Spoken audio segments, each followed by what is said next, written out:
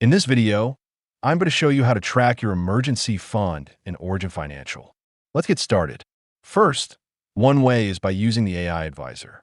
You can ask questions like how much emergency fund you should have based on your spending, how much you currently have available, or what your cash buffer looks like. Origin will analyze your real transactions and account data to give you a personalized answer instantly. You can also monitor your cash account balance directly from your home screen or net worth section.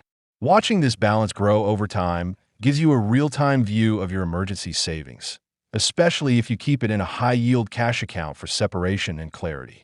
Lastly, you can use the AI Budget Builder.